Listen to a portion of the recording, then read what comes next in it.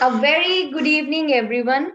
Welcome to Chandigarh Toastmasters, in which we are going to have our master class today by Dtm Roger, who is one of the top 3 in world champion public speaking. So please give a big round of applause for Dtm Roger.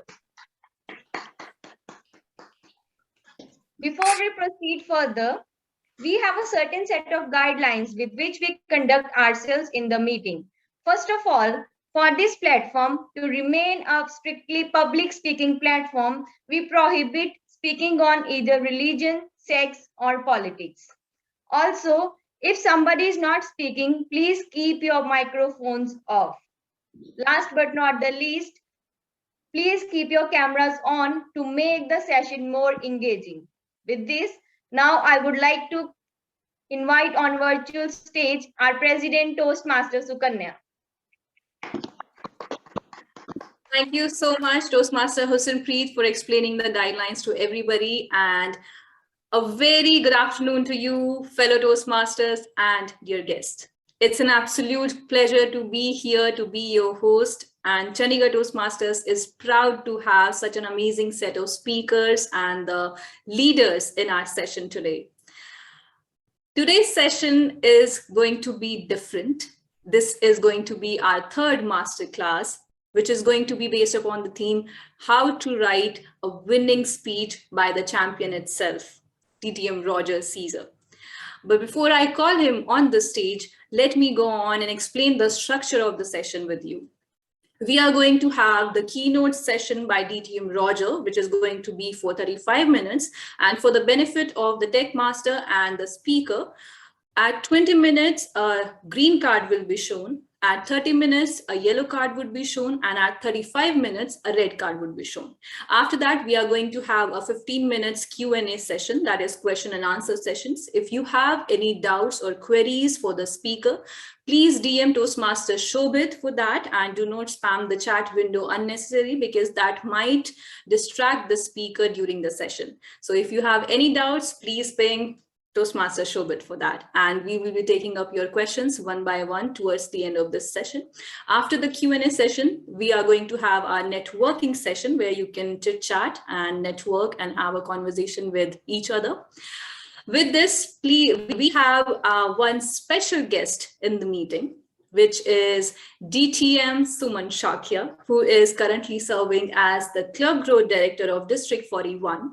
He is a consultant, certified trainer, and entrepreneur. He has been professionally active over 25 years and has been an adjunct faculty of strategy and marketing at business schools.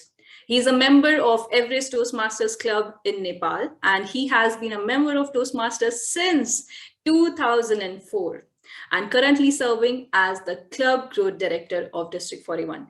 Please help me welcome with a huge round of applause, Dtm Suman Shakya, CGD of District 41. Dtm Suman, the virtual stage is all yours. Thank you, Sukanya, for this warm welcome.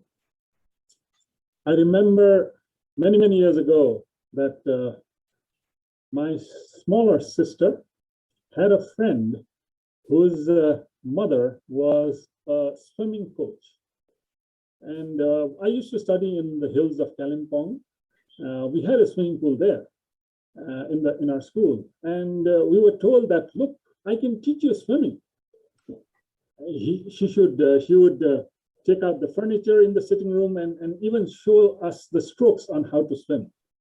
And she even told us that, look, if you participate in my training course, I'll even give you a certificate. Of course, she said it in jest. But the point being that if you want to learn swimming, you can't learn in a swimming pool.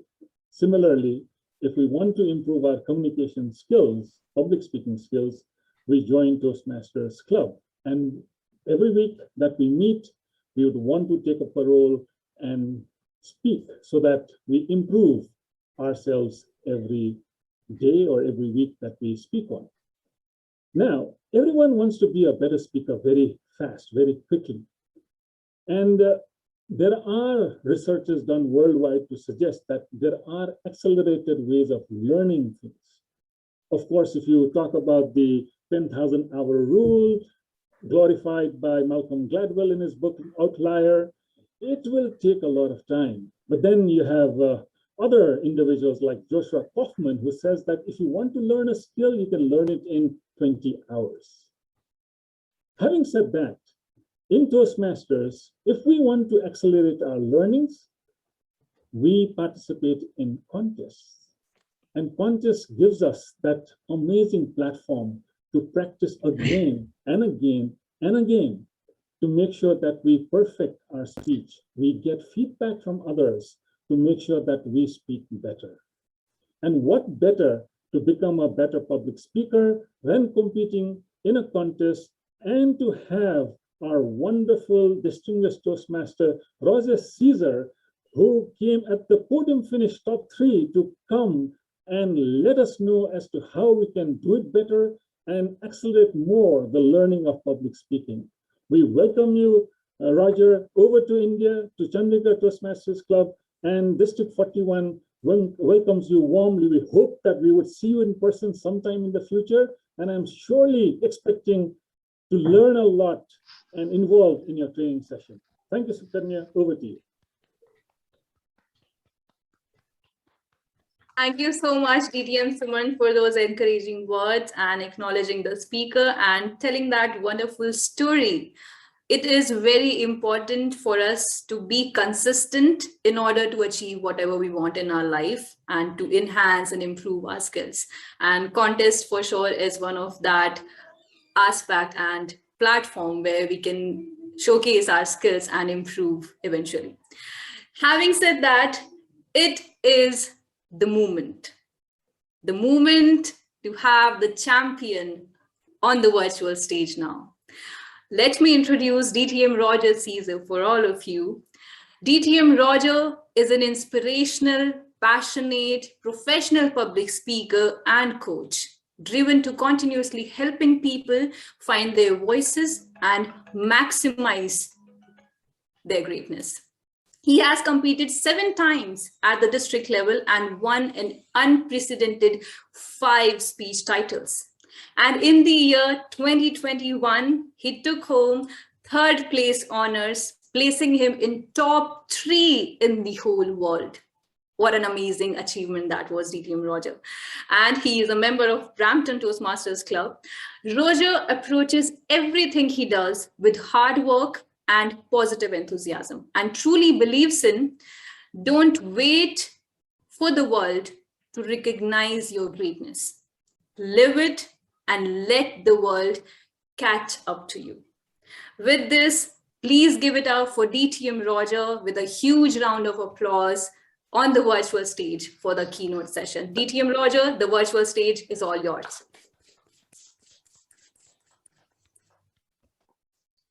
I sat in my office anticipating the results. A little bit of sweat poured down the side of my face. I went through a recap of everything that I had done to that point. Did I perform at the best of my ability? Did my message come clear? Was everything that I said heard? Did I dress nice? And then it happened. The results were in, no disqualifications. My hands sweaty, my palms just waiting to hear, hopefully, my name. In 3rd place at the World Championships of Public Speaking 2021.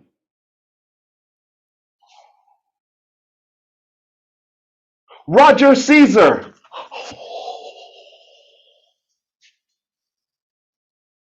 And then I got this. But I had to stop for a moment. Take that time to reflect. See, in that moment, there were a lot of emotions that went through me. Some happy, some sad, some taking me back to where it all began. Madam Toastmaster, fellow leaders, and fellow Toastmasters, and anyone who has ever wished to get on that stage, well, allow me to take you back to where it all began. See, 10 years ago, when I first started in Toastmasters, it wasn't my plan to get to this. No. In fact, I would ask you right now, and you could put it in the chat, what were the reasons why you joined Toastmasters? And I'm going to get I forget how you say your name. Is it Supni? I hope I say it right. Please forgive me. You will tell me the answers once I ask you afterwards. But I want to know, why is it that you joined Toastmasters? Because for me, I started simply because, well, I had a problem. You see, 10 years ago, my father retired from our family business, and he said to me, I'm just going to quickly get you, whoever is running the program, if they can take off people from joining, and I have to admit them, if we could do that. Thank you very much. When I first started, my father had just retired. And if you had seen my speech at the World Championships, I gave a little glimpse about that story. But when he retired, I took over as the owner of the company. Now, before that, many people who had seen me at the different companies that we worked at would just simply call me Ray's son. Hey, that's Roger. That's Ray's son. Yeah, that's Ray's son over there, Roger. Yeah, that's Roger, Ray's son. But when I took over the company, I realized that there was a shift and a change in how people approached me. For no longer was it Ray's son. It was, oh, that's Roger, the owner of the company. We have to deal with Roger now. And I recall walking into an office of a brand new supervisor. And as I walked into his office, I watched him. He stood behind his desk, hands on his keyboard, looking down at his laptop, his blue eyes piercing through the screen, red hair, curly. As I walked in, I said, "Excuse me, sir, how you doing? My name is Roger Caesar. I'm the owner of Caesar Transport. I just wanted to come in and introduce myself. And if there's anything that you need, please do not hesitate to call me." The gentleman looked up very slowly from the laptop. "Thank you." And his head went back down. I tried to generate a conversation, asking him where was he coming from, if there was anything that I could help him with in making his stay here a little easier. He said nothing. A conversation that lasted only 5 minutes felt like 24 hours in a room, cold. What I realized in that moment, with sweat pouring down my face as I exited his office very quickly, was that I had a problem. He was an introvert. And the majority of times, he can put an email together quicker than Usain Bolt. But when it came to actually speaking, he found it difficult. And in turn, so did I. And when I left his office, I went straight to mine and shut the door behind me and said some things that I can't say here at a Toastmasters meeting. But I realized I had a problem. And I joined Toastmasters in that very moment because I wanted to be able to speak to anyone, anywhere, at any time, and not feel intimidated in any way. Have you ever felt intimidated to speak in any situation? Put it in the chat. We are going to have an interactive session. If you have ever felt intimidated at any time, please let me know. Good. Thank you very much. Yes, I see a couple yes. Yes, good. I felt intimidated in that moment because for the first time, I did not know how to connect and to communicate with someone. Toastmasters allowed me to learn how to generate conversations at any time, anywhere. But it wasn't easy. See, again, for many people coming here, it is about being able to speak amongst a huge crowd, that public feeling. Well, I didn't have that problem because I ran track and field for all my life, and being in front of large crowds actually fueled me, allowed me to feel like, hey, this is what I want to see. But it was in those small sessions, maybe 2, 3, 5 people at a time in an office room, and their eyes staring right at me. That was intimidating. That's when the sweat would pour down my face. That's when I would stammer and stutter and try to figure out what is it that I wanted to say. Let me ask you a question. What was that first feeling when you actually made that first step and walked into a Toastmaster meeting? Did you feel intimidated, scared, nervous, welcomed? Go ahead, put it in there as well for me. And I want you to give me the answers for me, please. Oh, welcome and great, good, beautiful. What else?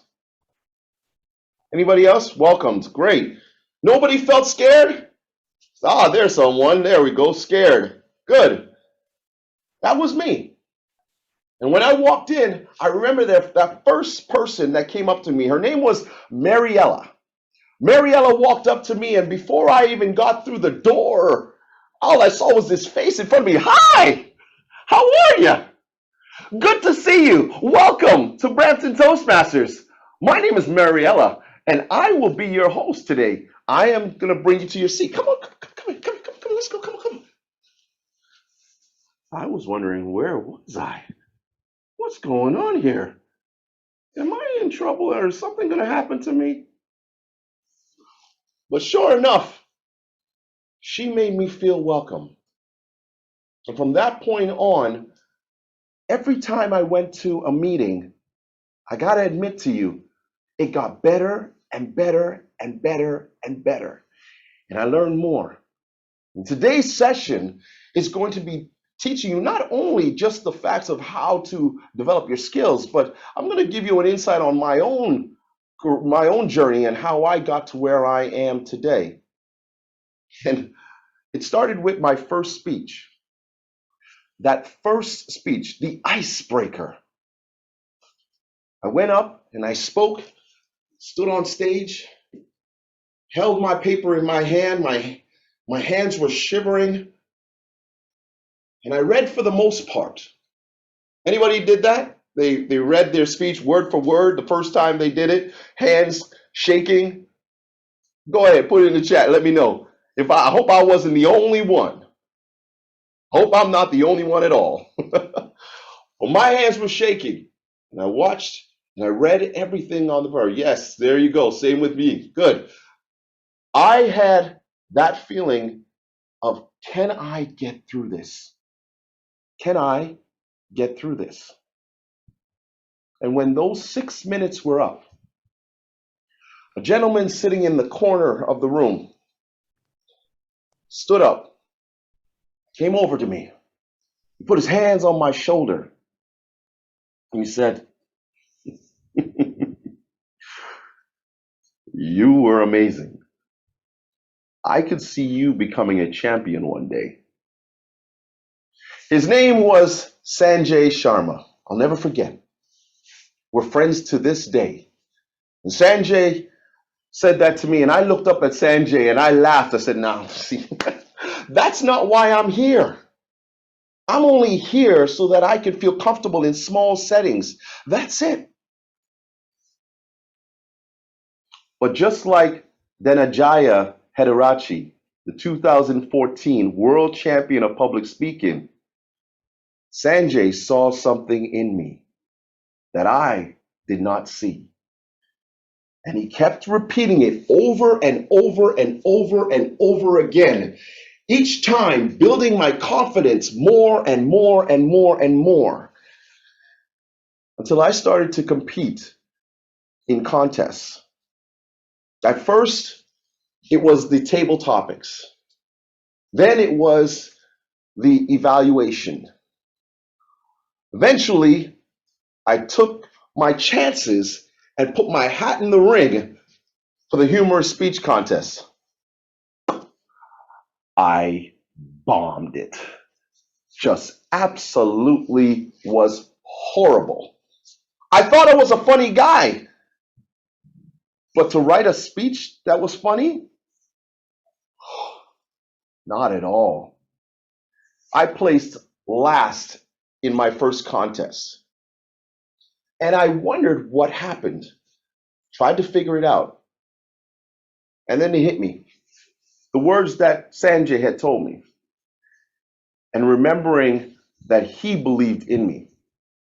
And I constantly worked at my craft, looking, and there's your first point for today, constantly looking at those around me, looking at them and seeing what they were doing better than I did, and the things that I saw that maybe I could do better by watching them. And I tried to develop who I am as a speaker. And throughout the years, I kept using that piece of advice from Sanjay, him constantly looking at me. And I'm going to ask you a question. Have you ever had someone tell you that they see something in you that you didn't see? Go ahead, put it in the chat as well. Has there ever been a time where you yourself have been in Toastmasters or in life in general, and somebody saw something that you just did not see in yourself? Of course. We need this. This is what we need. Sometimes we need someone else to see what fascinating things we can achieve. And that was Sanjay. I continue to compete each year. I started in 2011, and from that point on, competed each and every time in different contests. I finally made my break in 2013 when I made it to the district for the table topics contest. And I'll tell you, I didn't expect to be up on the podium at all. I felt just happy to be there. Remembering Sanjay's words that you will one day be a champion. Today, ladies and gentlemen, I have made it and have become a champion 5 times. But it all starts when you have someone who A, believes in you, and B, you believe in yourself. These are quality attributes that are necessary for anybody wanting to compete or to get anywhere in life. You must believe in yourself. And I want you to write this down. For you in here right now, I'm going to give you what I have always said that believe means to me. Boldly experience life, imagining, enjoying victorious excellence. I want somebody, if anybody can put it in the chat so people can get it, please do so. But I will repeat myself. Boldly experience life, imagining, enjoying victorious excellence. That is what it's all about. If I can share my screen right now, I am going to start this presentation with you. So today we are going to learn about some of the tips to a speech. Now, here are 3 words that I have learned to use, and I have it put up in my room to remind me time of what it is that I want to do. And these are words that you can also have. Decide, commit, and succeed. Now, we have a small room here. We have a lot of people, like we're getting a lot of people coming into the room right now. Still getting them coming on my screen, but that's okay. I'm going to ask you to open up your mics on this for a moment and tell me of these three words. Let's start with decide. What do you think we're talking about when we talk about decide? Targets, goals. Goals, good. Yes, goals, targets, decide. It's that first step. It's the first step. When you decide you are going to take on a challenge. Courage. The courage, good. Destination. Pardon me? Destination. The destination. That's right. Good. I like that. I like that. What else we got? And then we have commit. Commit. When To work towards our goals. yes, to work Discipline. towards our goals. Discipline. Very good. I like that. Keep them coming. Keep them. Prioritize. Yes. Very good. And then succeed. What are we thinking about succeed? When we say succeed, Achieving the milestone. yes. Achieving your milestones, yes. What else? Dream. Your dreams, Feeling that you have given your 100%. yes. Satisfaction.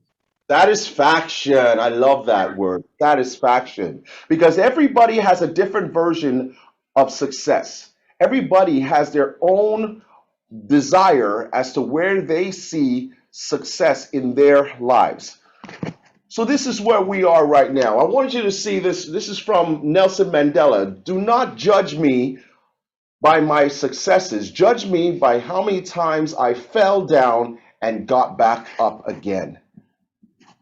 Far too often, we see what the person has done, where they got to, and we only see one side, which leads to this.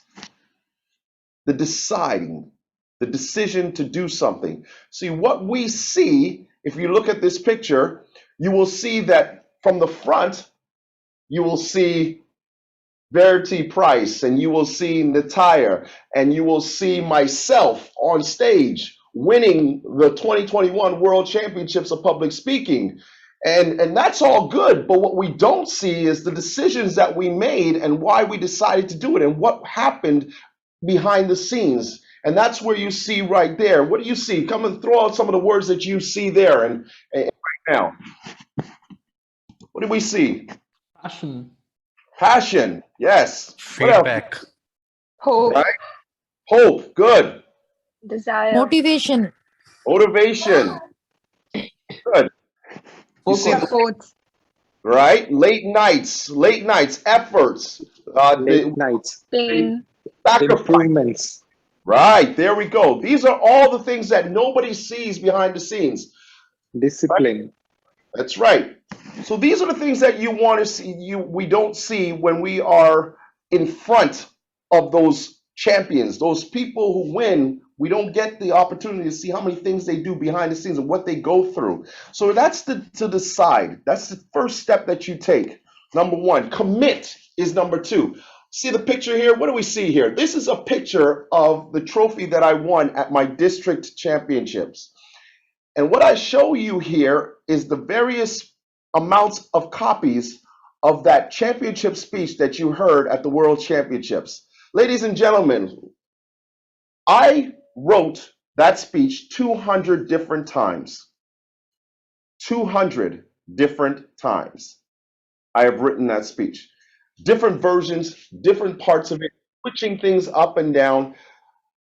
You have to decide to commit to success.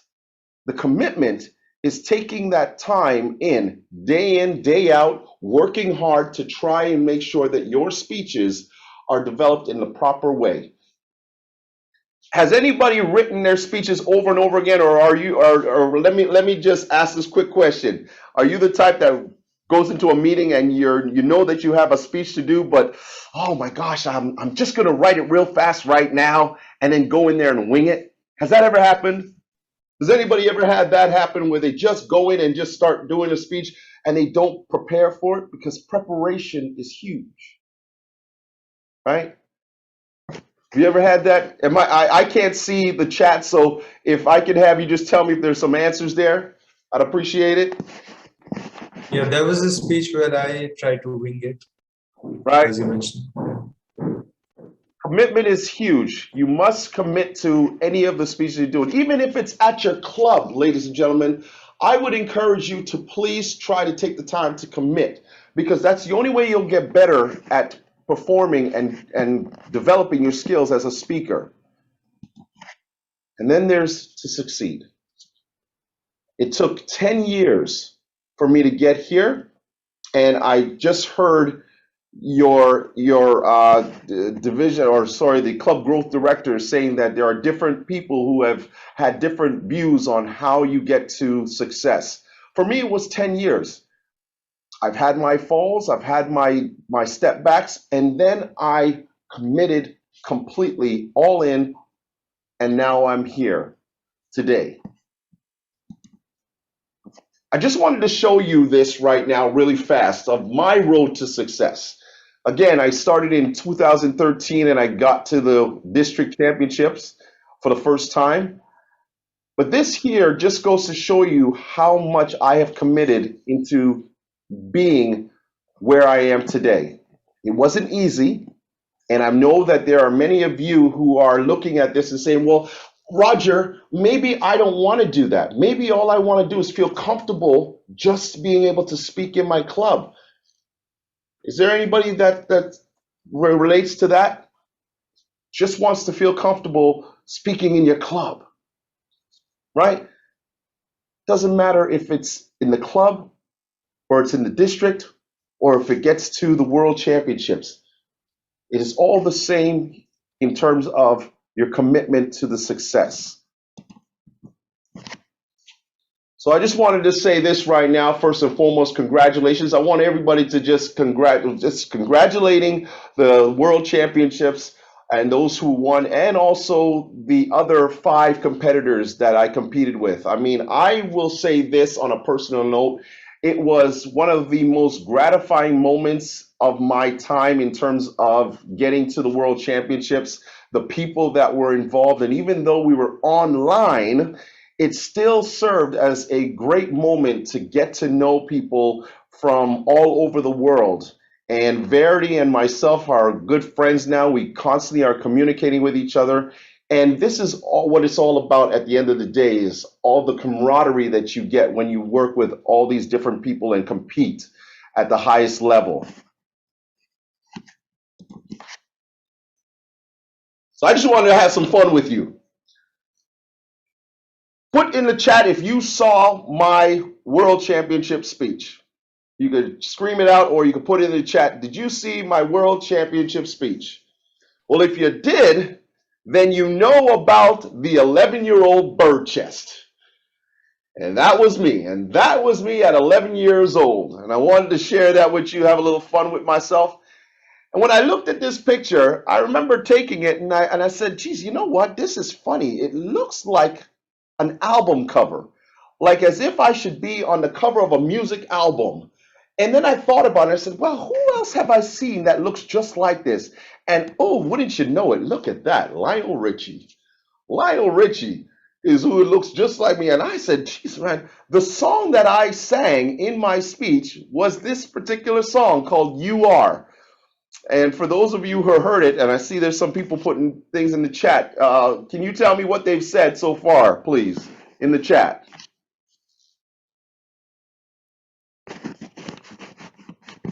Where's It's yes, they have heard your speech. All right, good. So I look a lot like Lionel Richie in that picture, don't I? With mine. Yes, yes. All right. Look at that. Yeah. I mean, come on. Let's look back at that one again. Hold on a second. Let's look back at that again. Look at that. Look at that. Looks just like me, or I look like him. And here is Bambi. That's my sister. That's Rayon. Again, for those who heard the speech, This is the screechy one. And I had a lot of fun with this particular speech. I had putting it together was exciting, especially it being online. And here's a couple of tips that I want to say to you, and you could also write this down. Being online is completely different from being in person. In person, you get the opportunity to see the reaction of an audience. You get to see how their emotions are held in when it comes to your speech. Online, you don't. And so there are a few things that I learned to do as a speaker when I was speaking here on this platform. Number one, I use this camera to my advantage. A lot of times you will see me come very close and speak. And in those moments when I'm looking through the camera, it feels like I'm looking directly at you. Is that right? Can you put it in the chat? Do you feel like I'm talking directly to you right now? Each person. Yes. Yes? Yes? Good. Thank you very much. You're going to have to tell me what is said in the chat because I can't see it. And if you want to even scream it out, you can scream it out as well. But there is a beauty to using this camera to my advantage. And for a lot of the things that I did, this is how I did it. When I had something very important to say, I remained close so that it felt like I was talking directly to you. The emotional part of speaking online is completely different, and you have to be able to grab their attention in a way that allows them to feel that you're speaking to them. The other thing is my voice variation. Sometimes I brought it down, sometimes very high. We learned this way back in the CC manuals about voice variety, how you are able to use your voice. The different parts that I did in my speech all were attributed to how I use my voice to talk about the exciting parts, to sing to you. Baby, you'll find there's only one love, yours and mine. I got so much love. Doing all of those things, it helped to create the story, to bring you in to what I was talking about. Use your voice. Try and use it. Have you ever listened to a speech and the person is just monotone right through? No change in the voice? Put it in the chat if you have, and you're going to let me know what they're saying. Have you ever had that moment? What's that feeling? Please put it out there. Let me know. What is the feeling you've had when you hear that? Shobit is saying boring. Yes, boring. Of course. You tune out. Right? Not interested. Not interested. Good. Sleepy. Good. Sleepy. Please don't be sleepy here. Don't be okay. No. So you want to have all these things involved in when you're speaking. Your voice variation. Use the camera to your advantage. You don't have to do it all the time, but take advantage of the little space that you have. This little square that we are in here in the virtual world, take advantage of it. It's still the same, it's just a little smaller, but it helps so that it brings your speech to life. And here are the inspirations to my speech. To answer your question, Sukanya, my parents. These are the people who allowed that is it in you speech to come to life. The stories, the lessons I learned from them. We talked about in the beginning, looking and learning from those in Toastmasters as they complete their speeches. Well, it's the same in life. It's all the lessons that I've learned from these two individuals that have helped me to develop the speeches that I've done for the most part. My dad has been the one who has taught me the hard lessons in life, and my mom was always the cheerleader that was always there to mold me and to groom me and to help me to be who I am. And I'm very proud and I'm so happy about these two people. So let's talk about the creation of speeches and how do we begin creating speeches? Well, as I said, you read this here, life happens. I think far too often we forget that it's easy for us to look at our own stories in our lives. And I want you to write this down. Your stories are personal, but your message is universal. Your stories are personal, but your message is universal. This is important for you to understand how valuable you need to start looking from within to see who and what your stories are that can help other people. I'm going to give you a little story quickly. I remember I went to an event and I spoke about fear and a situation that happened to me. And there was a gentleman in the room who sat inside the where we were, and he said to me as he came over after everybody had dispersed, and he walked over and he said, "You know what? It's funny. I didn't know who you were, and I wasn't sure I was going to come here today, but something told me to come and to listen to what you had to say. And I got to tell you, your story resonated with me. And at 4 o'clock today, I'm supposed to go to the lawyer's office and go through the proceedings of divorcing my wife. But after hearing your story, I realize now that it was all me. It was on me and the fear that I had. And I'm going to go and try to resolve things." This is the power of your stories. You may think that they are boring, that they are embarrassing, that they are sad, that they're hard for you to deal with, but you never know how those stories can help someone else. And we'll talk about that a little bit later as well. This is another thing that I would often tell people, that your stories are the gateway to your soul and the pathway to an audience's heart.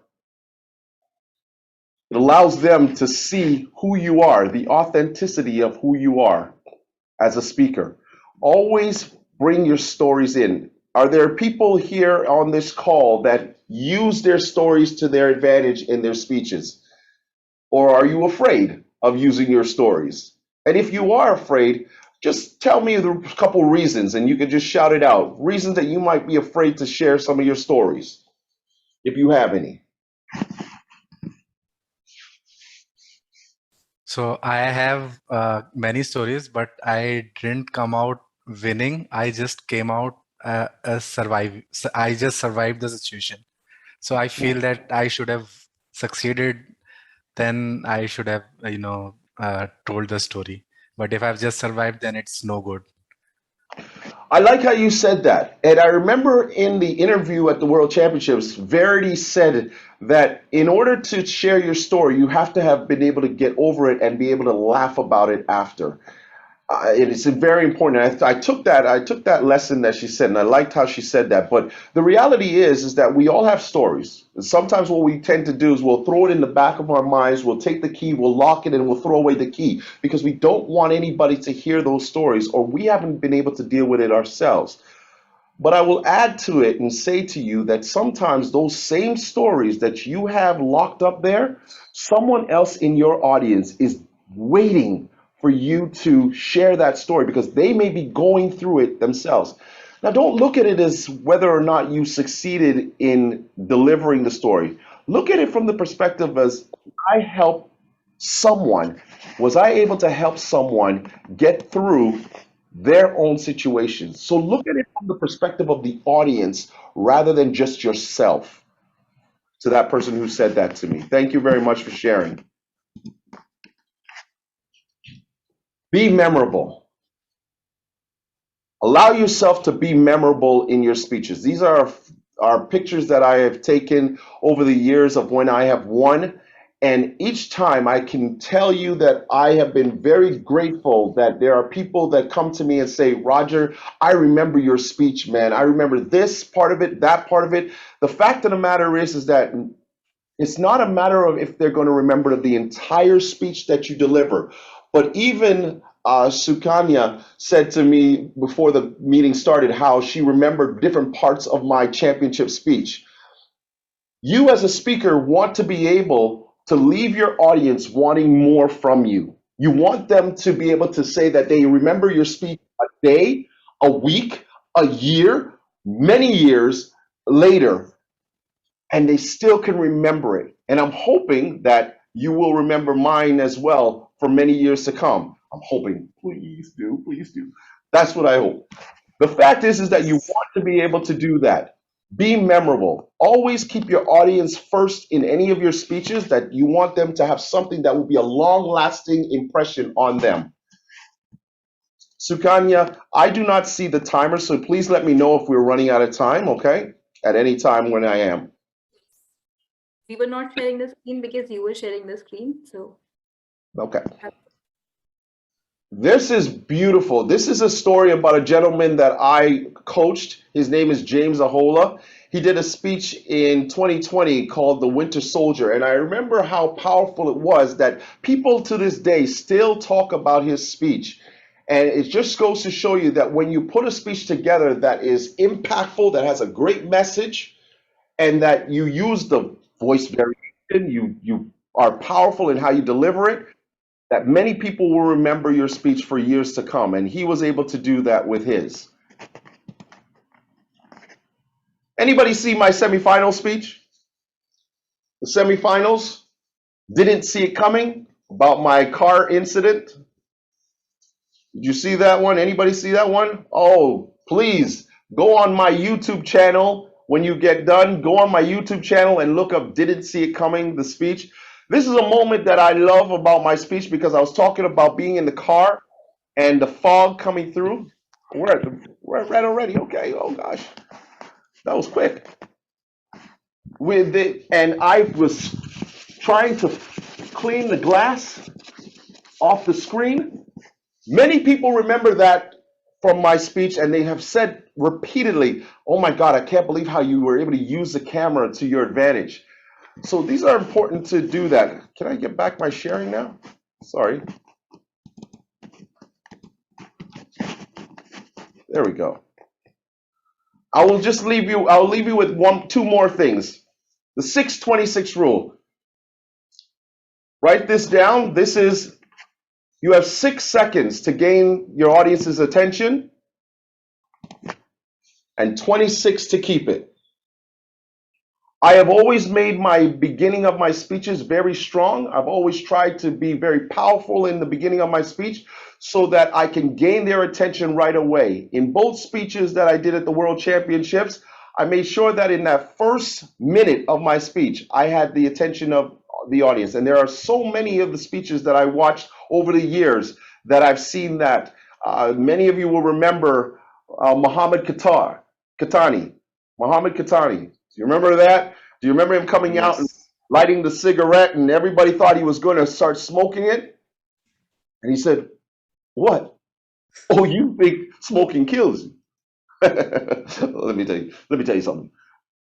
These are the things that you want as a speaker to do. You want to grab the attention. So never waste your beginning of your speech. Please remember that. Remember, 6 seconds to gain their attention, 26 to keep it. And there he is. That will never be forgotten by me. Again, memorable. And last, I'm going to say this, the foundational phrase. Do we know, how many of you know what a foundational phrase is? Foundational phrase is a repetitive phrase that is put throughout your speech. We've seen it at many times in different speeches. Of course, there was Dhananjaya Hederachi who said, "I see something in you, but I don't know what it is." And then you had Darren LaCroix with "ouch, ouch" in his speech. Over the years, there have been many of these iconic foundational phrases, and I'm going to put some of them up here. Obviously, there is Dhananjaya's "I see something in you." We also had Ed Tate, the 2000 world champion, saying, "Just one of those days." Jim Key, "It's never too late to follow your dreams." Of course, there was our winner this year, Verity Price, with "Write a Different Story" in her speech. And in one of mine was "Don't wait too late" from my semifinal speech. You want to have a foundational phrase because people will remember those lines quicker and remember it in their heads longer than anything else. So continuously try to put something that will tie up your story together. Now I know I've run out of time and I'm going to end it right here. unless I could speak for more, because I could talk. I'm a Toastmaster. I could talk, right? But I want to be respectful of the time. I'm just having a lot of fun here. Using these three components, being memorable, making sure you start your speech strong, using voice variation, of course, foundational phrases, and this camera.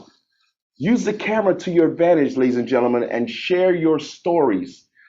You will bring your speeches from here to possibly a winning speech at the World Championships of Public Speaking.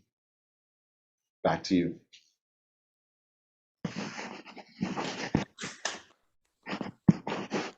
Thank you so much, Dtm Roger, for that amazing keynote session. I loved how you gave that presentation, especially sharing your personal pictures. I loved your sister. She was so cute. And you guys, both of you look so similar. I couldn't identify who you were and who was your sister. I loved it. And thank you so much for sharing those insights with us. And without delaying any further, I would like to invite over the virtual stage Toastmaster Shobit, who is currently serving as the Area U2 Director and also has been a former president of Chandigarh Toastmasters Club, for the Q&A session. And I request everybody to please switch on your camera so that we can see you. And if you have any questions, please DM Toastmaster Shobit or post it in the chat box. And Toastmaster Shobit will be taking it up and ask the speaker the same. Please give it up for Toastmaster Shobit. Toastmaster Shobit, the virtual stage is all yours. Thank you so much, Toastmaster Sukanya and Dtm Roger. What a phenomenal event it was. Thank you so much. Now, this is the time where we get an opportunity to ask any question that we want. In real life, I'm not sure when you're going to meet Roger, but today is your chance to ask all your questions. Can you please send it on my personal window? Before we go on to the questions that the audience will ask, I have a question for you, Roger. And that question is, every champion has some habits that he follows on an everyday basis. So can I ask you, what are your successful habits that you follow on an everyday basis? On an everyday or on game day, so to speak? It depends on which one. For me, when I've been competing in contests, my day obviously starts with making sure that I train. I do a lot of training. I like to work out as well if I can. First thing in the morning, get my workouts done. And for me, it's all about music. It's all about music for me. I've always been one that has been a huge proponent of playing music. And the reason why is because music has the ability to change your mood no matter what. You could be having a bad day and you hear your favorite song come on, and how many times do you crank the music up or you start to dance or start singing the song because it changes your attitude and your mood. And I'll give you a quick story. My little daughter, well, she's no longer little, but when she was 3 years old, I remember driving in the car with her one day and I had on my music playing, and she was in the back seat, and all of a sudden she turns around and she goes, "Yeah, Daddy, your neck knows." And I started laughing. I laughed so hard, but it's true. Your neck knows, because the minute you hear music, what do you start doing? Your neck, that's right. You start moving your neck knows. So I always remember that, and I always use music to get me into the frame of mind to go out there and put on a performance.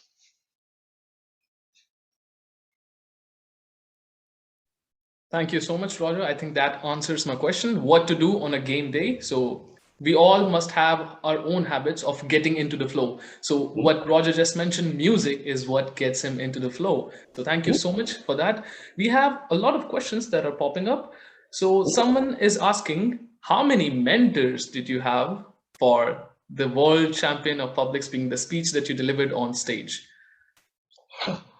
I worked with 3 great individuals, and they were Catherine McKenzie, who had been my coach back in 2015. We started together. When I went to the World Championships for the first time back in 2015, I was introduced to Catherine McKenzie, And I remember her first time when she saw me, or better yet, she had said to me, "Hey, send me your script of your speech." And this goes to show you that you can't judge a book by its cover. She said, "Send me the script to your speech," back in 2015. And when she read it, she said, okay. And she said, "Why don't you send me a video? Do you have a video of you actually doing a speech?" And when she saw the video, within 7 minutes, she called me back and said, "Oh my God, I want to work with you. I want to work with you. Oh my goodness." And I said, a lot of times people ask me, and here's something just off the cuff right here, but something for everybody. Some people will always ask me, "Roger, is it more important about the delivery or the content?" And I'm sure you've heard this debate many times. For me, it's about the delivery. The content, you want to have good content, no doubt about it. But I think that if you have great content, but you can't deliver the speech properly, it falls flat. So I'm always about how I deliver speeches. And you've seen it, obviously, with regards to what I've done here at the World Championships. But I always want to make sure that my delivery is on point. And that's what her and I connected with when she saw how I deliver speeches. And then there's Neil Dunsmore, who I worked with and is a great friend of mine, but he is a guy that can always find the funny in any situation, whether it's good, bad, or indifferent. He has the ability to find funny. He's a funny guy, humorous guy, and I worked with him so I could get some of the humor that I wanted in my speech. Even though I knew I was funny, I wanted some more, and I was able to do that. And then finally, someone who you may know, the 1999 World Champion of Public Speaking, Craig Valentine. I worked with him as well, and him and I have been friends for quite some time. Since about 2015, we've been friends. And I finally said, "You know what? I'm gonna pull up that courage to say, hey, Craig, can you help me along with this speech? I mean, I really would like to help." And he was phenomenal, great person, love him so much, and very grateful for those three individuals. Thank you so much, Roger, for that answer. I think out of those three, I know very well Craig Valentine, because when I looked up on YouTube what to do with my speech, how to try to inculcate more humor in it, and then Craig Valentine popped up on the top. So I think thank you so much for giving us the names. We will absolutely share it out. And just for information, Shobit, I have met Craig Valentine personally. Wow, wonderful, Deepak Lekhi sir. Thank you so much. Let's go ahead with the more questions that we have in here. So someone is mentioning that he just have 2 minutes stories, and how does he how will he be able to make it a 6-minute long story? That is quite a stretch, but I think what he meant was maybe how can he find perfect speech topics? I mean, the topics that he has will be just 2 minutes long. He can deliver a speech on it, but then how can he expand? That is the question. Well, there are different ways that you can do that. Number one, rhetorical questions always help because it brings it back to the audience and allows them to think about their own life stories and the things that they're going through. Number two, develop the story.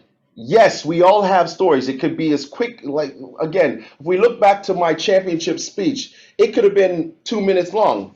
Hey, I went on stage with my sister. She absolutely was terrible, but I learned a lesson that sometimes the people that are looking at you can find their greatness from the things that you do. Okay, there's the end of the story. It's finished. We're done.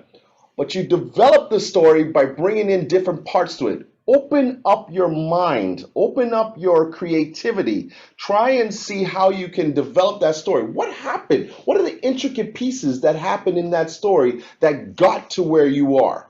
Add them. Don't think that your stories are simple and boring.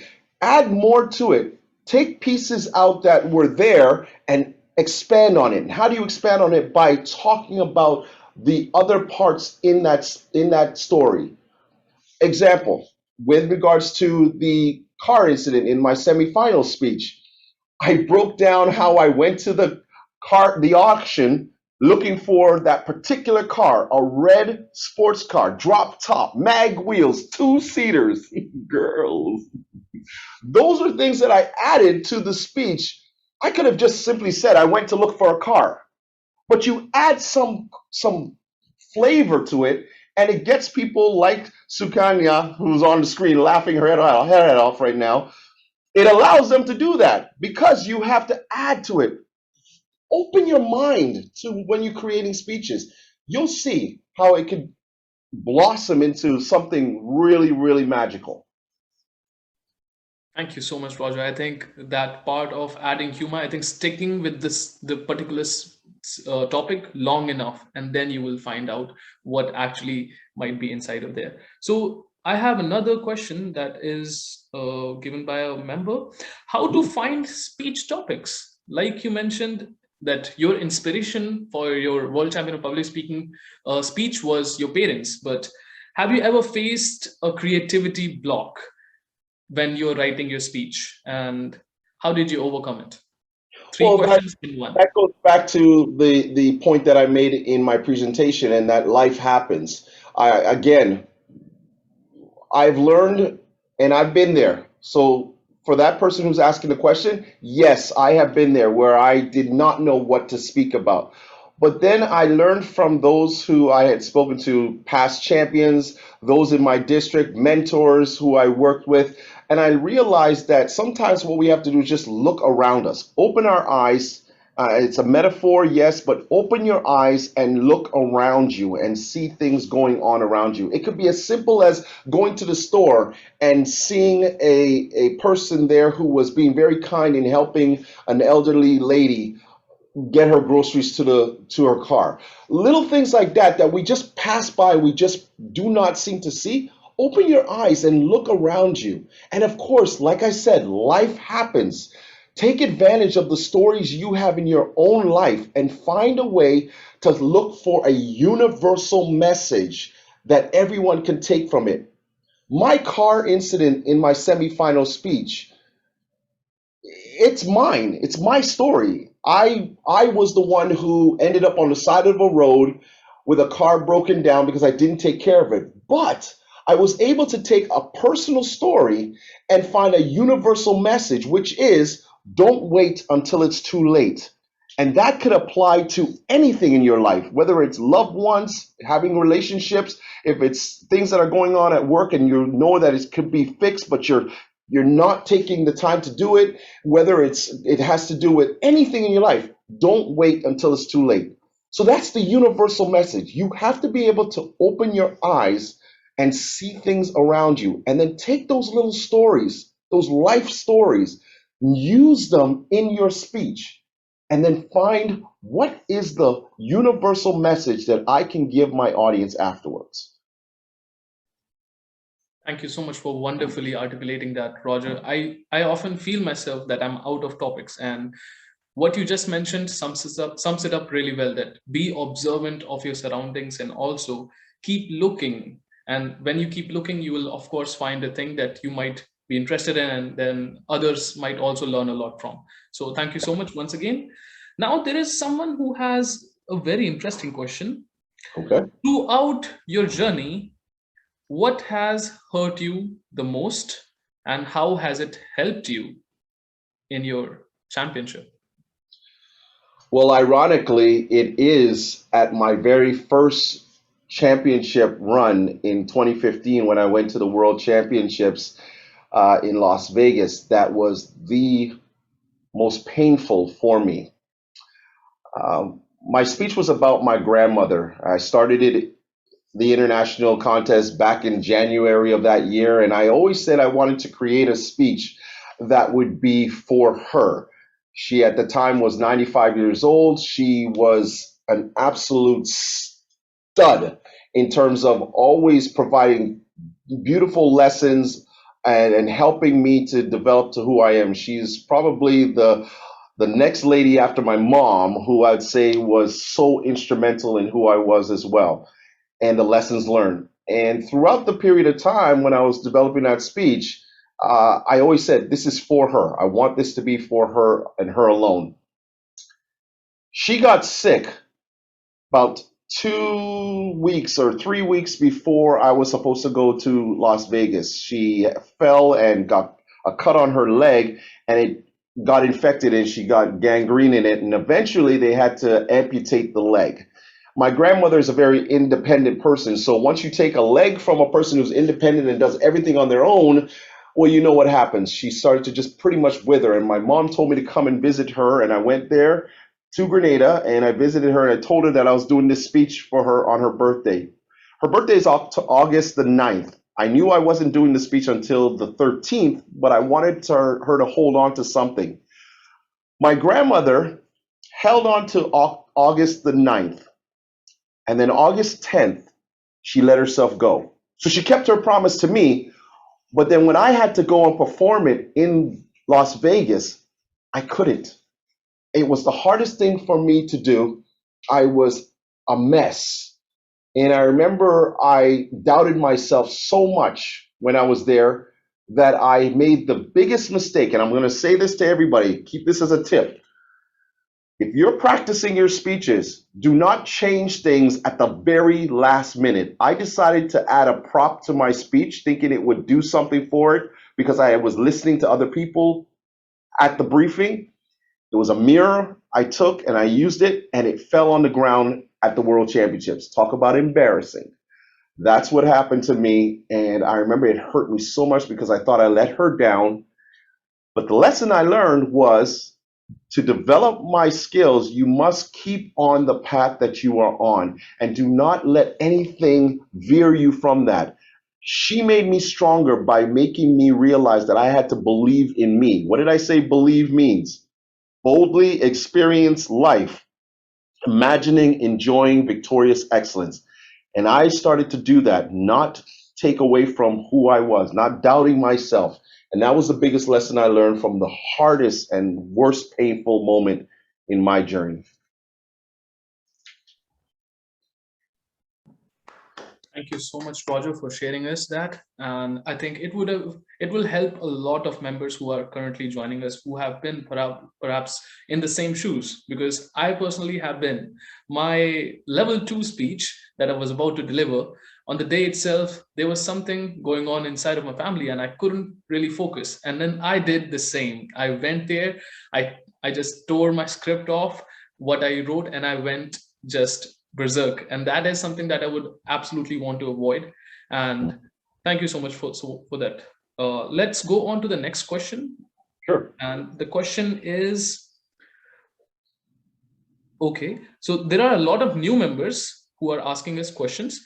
And the new members, the question is, what did you wish you knew from the start of your journey as a Toastmaster?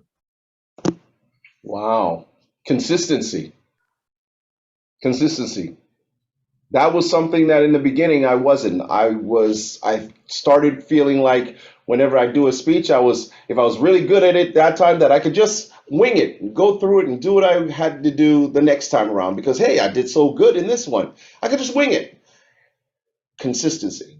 Understanding how important it is to continuously practice your craft, work at your craft all the time.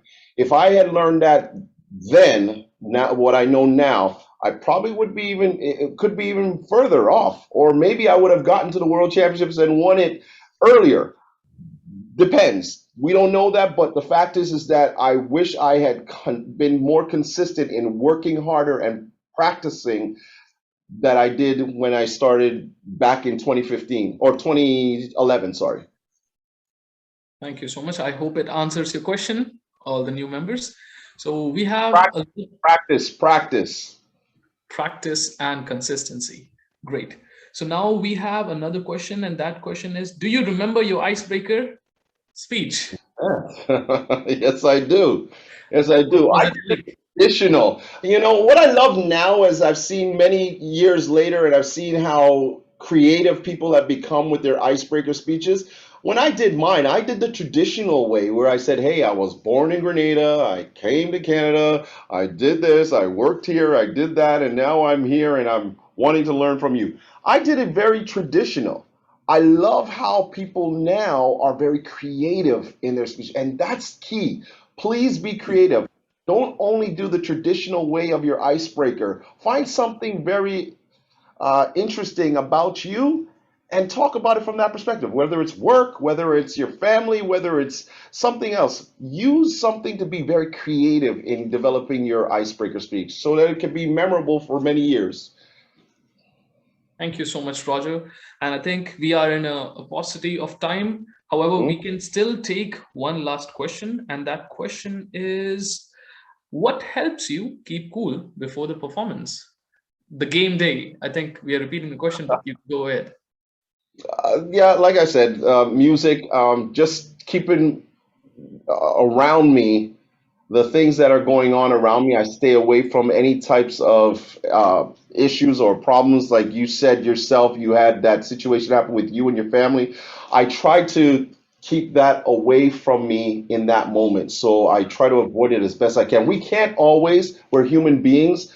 Emotions will always take over sometimes in situations that we have. But if we can put those things to the side, as I do, and of course, like I said, listening to music, it always helps me.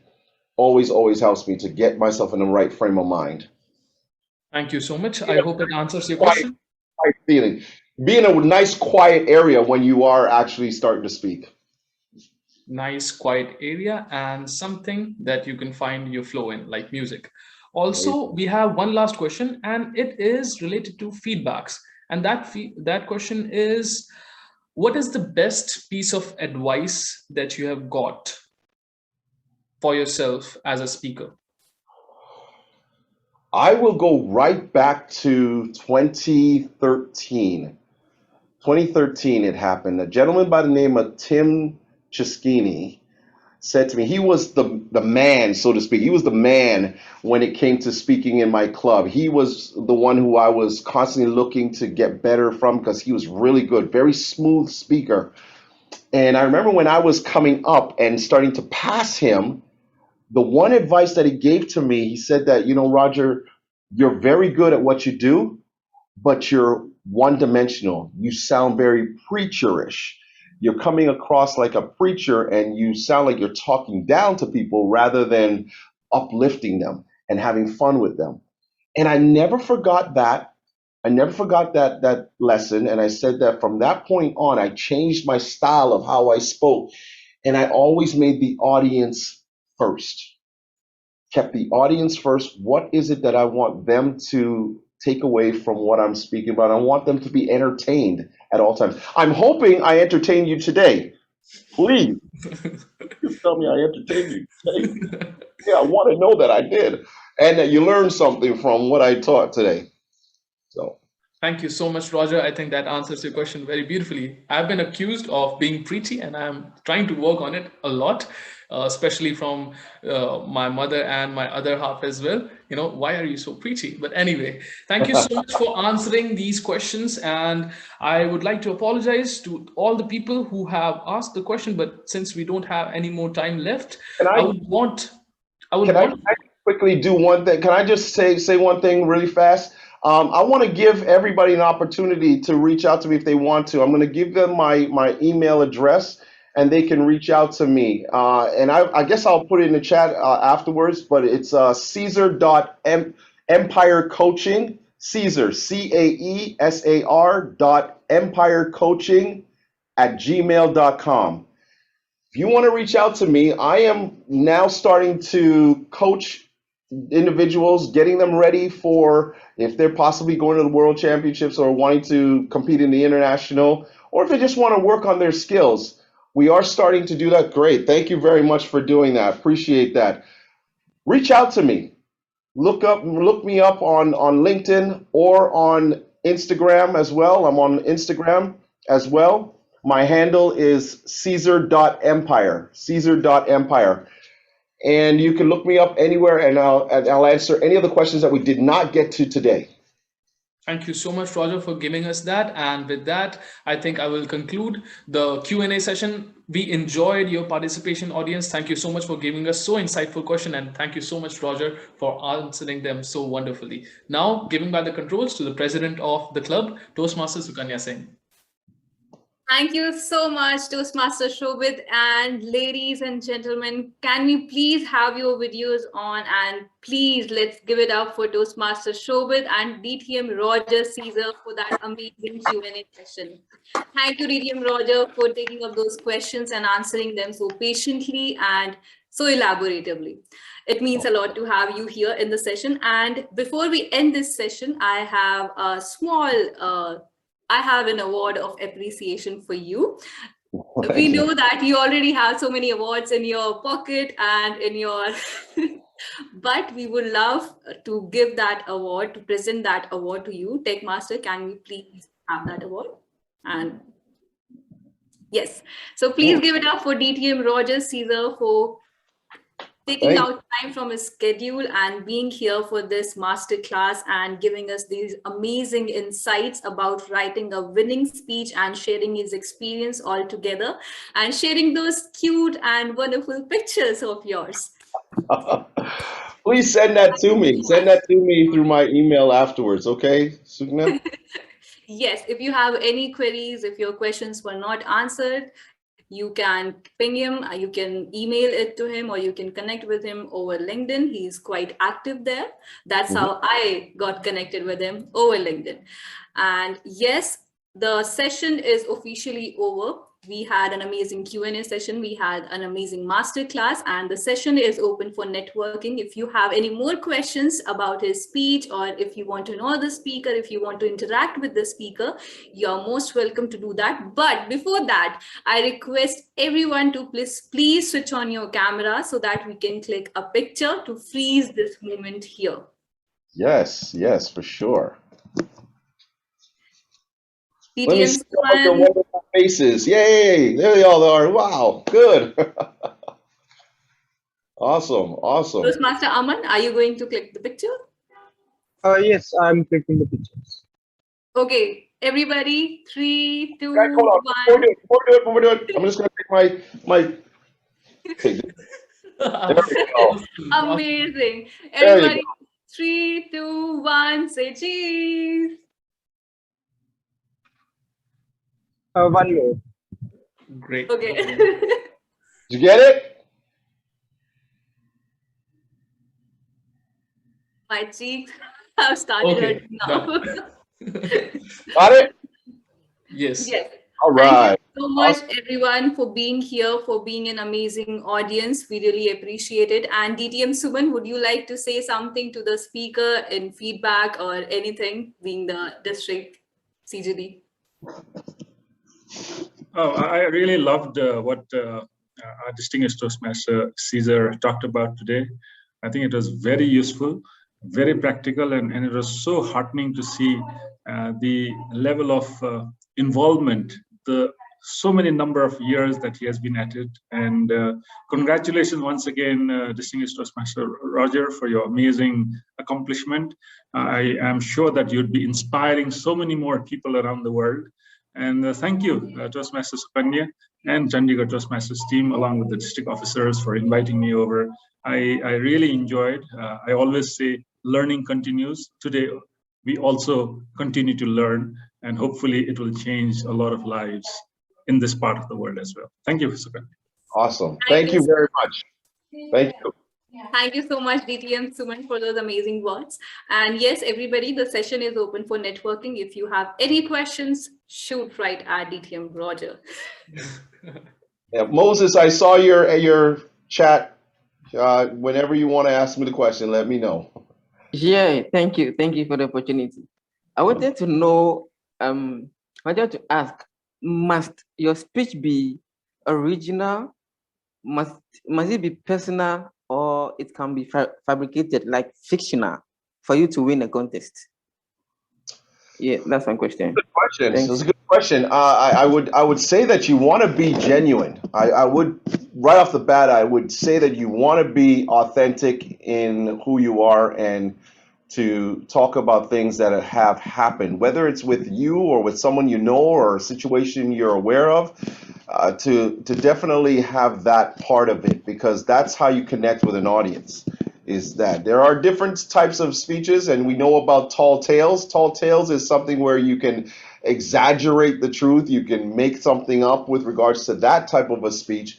But when it comes to the international, it's more of a broader sense of trying to connect with the world, the audience, and you want to make sure that you're authentic in doing that. Okay, thank you very much. for the answer. I I have appreciate one more question. I have one more question to you, DTM. I have a tendency to write down my speeches in an emotional, like on an emotional line. Like I am a very emotional person and I tend to share those stories through my speech. But now at this point of time, I want to inculcate humor as well, but I don't know how. Okay. I am a goofy person, but I don't know if I'm funny, but I want to do that. So I want to know, how did you manage to incorporate humor in your speech? Because it was fabulous. Well, for me, again, it goes back to what I said with Neil Dunsmore, one of my good friends. I realized that I'm like you, I'm a funny guy when I'm talking in general, but to develop a speech, it's completely a different entity when you have to develop a speech that has humor in it and where you could find it and where you could do it the proper way. So it doesn't come off cheesy, so to speak. It comes off properly and it suits the particular part of your speech that you want it to be funny. I would ask you to look for people within your district or within Toastmasters or wherever that you know, even if it's within your own life, that you know have the skills to take a hard situation, embarrassing situation, or are able to do that and find the funny. And that's the key word, find the funny in those situations. If you could find someone within your circle of Toastmasters, a mentor that you know, hey, this person always seems to be able to tell funny speeches and do well with it, work with those people. Find a way to see if they can do that. That's all I did. I just reached out. I reached out and talked to them. Amazing. Thank you so much. And can I reach out to you?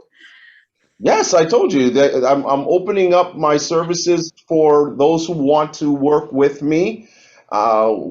Caesar Empire Coaching is open for business, and we are ready to help people to get them to the next level. So yes, definitely. Awesome. Congratulations and all the very best to you for your venture. Well, thank you very much. I see Yes, Subhani. Shubhani. Okay, how you doing? Good evening, everybody. Good evening.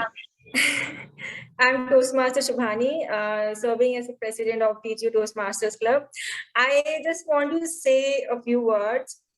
In legal fraternity, Ram Jetmalani sir gives me boost whenever I feel low, pushes me to work harder for my passion.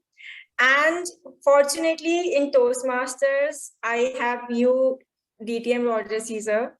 I just want to thank you on the behalf of hundreds and thousands of Toastmasters for inspiring us, for encouraging us to be a better speakers. Words are certainly not enough to express my gratitude to you.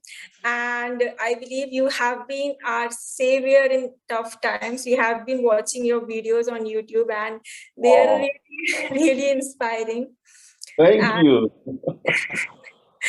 Thank you so much. And also a special and big thank you to Toastmaster Sukanya for arranging this incredible and heart-stirring session. I believe I wouldn't have ever interacted or got to talk to you, Roger Caesar. I am really thankful for you for arranging this amazing session. Thank you so much. Awesome. Thank you. Thank you very much. Oh my gosh. Well, now that just encourages me to continue doing what I do. If you're watching and you're listening to the things I send out there, thank you so much. Thank you so much. Toastmaster Shubhani, for your kind words. And yes, I think this is one thing that sets apart DTM Roger from rest of the people is he's always encouraging and motivational. Even in his LinkedIn post, he keeps encouraging people. There is always a message for people out there, and I love it about you, Toastmaster DTM Roger. Thank you. Thank you so much. Wow. And it was a pleasure to have you here. You never know. This goes to show right there. And I appreciate that so much, Subhani. You never know who you're touching with the things that you do or the stories you tell. You may not realize how important it is, or you might think, again, like I said, you might think that your stories are boring or have no meaning or don't do anything for anybody. But here's here's a prime example right here of a lady who is very touched and emotional about the fact that the things that I do, and I didn't know that, but that just goes to show you. And so I thank you so much from the bottom of my heart, for real, that you see that. I appreciate it. Thank you so much, DTM Roger. Once again, it was a pleasure to host you, to have you here in the session. And thank you so much for taking out time from your jam-packed schedule to be here to conduct this masterclass. And yes, and with this, I would like to officially end the session because we are running way beyond time, and we conduct our meetings every Saturday at 3 p.m. in Sector 11 Chandigarh. So if you are someone who's living in Chandigarh, please come and visit us at the venue, and we conduct different sort of sessions like this masterclass and impromptu speaking session every Wednesday at 7 p.m. over Zoom. So you are more than welcome to join us in those sessions.